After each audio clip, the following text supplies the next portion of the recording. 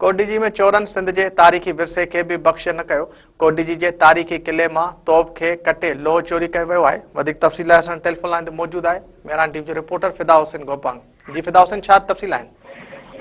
जी बिल्कुल, जी तो मां के बुधाइंदो हलां त किले ते रखियल तारीख़ी तोप मां जेसर मीरजा नायाब लोहा कड़ा चोरी जेके इन चोर कटे खणी विया आहिनि। कोडिजी किले ते 200 साल पुरानी तारीख़ रखंदड़ किलो आहे। कोडिजी किले ते रखियल तोप जेसर मीरजा नायाब लोहा कड़ा नामालूम चोर कटे खणी विया आहिनि, जंहिंसां न सिर्फ़ तारीख़ी विरसे के शदीद नुक़सान पहुतो आहे पर इंतजामिया जी नाअहली पिण वाक़ई थी वई आहे। निगरान हुकूमत जे दौर में वज़ीर ज़काफ़त सैयद फहाद शाह जे ख़ासि कोशिशुनि सां किले ते वापसि आयल तोपूं जेके आहिनि उहे रखियूं वयूं हुयूं, पर अफ़सोस सां चवणो थो पवे त उहे तोपूं शुरू खां ई गैर महफ़ूज़ रखियूं वयूं हुयूं ऐं हाणे तारीख़ी अहमियत रखंदड़ उन्हनि कड़नि जी चोरी इंतज़ामिया जी बेअसी ते वॾो सवाल उथारे छॾियो आहे।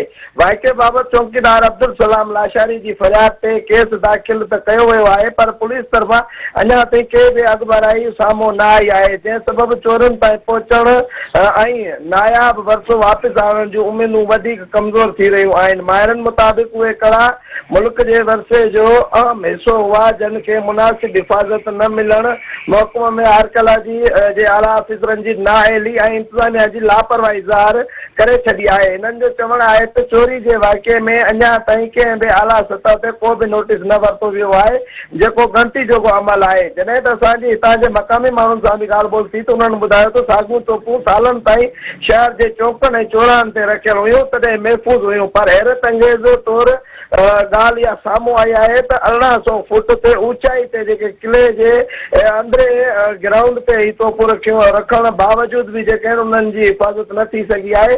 अवाम ऐं तारीख़ी दोस्त हल्कनि जी हुकूमत ऐं हल्कनि जे चूंडियल नुमाइंदनि ऐं वक़्त जी हुकूमत खां मुतालबो कयो आहे त नायाब कड़ा फौरी तौर ते वापसि कराया वञनि, वाक़े जी शफ़ाफ़ जांच कराई वञे, ज़िम्मेवारनि ख़िलाफ़ कार्रवाई कई वञे ऐं किले जे ॿियनि तारीख़ी वरसनि जी हिफ़ाज़त लाइ पिणु जदीद सिक्योरिटी इंतज़ाम जेके आहिनि उहे लागू कया वञनि। जी फिदा हुसैन, तव्हांजी महिरबानी।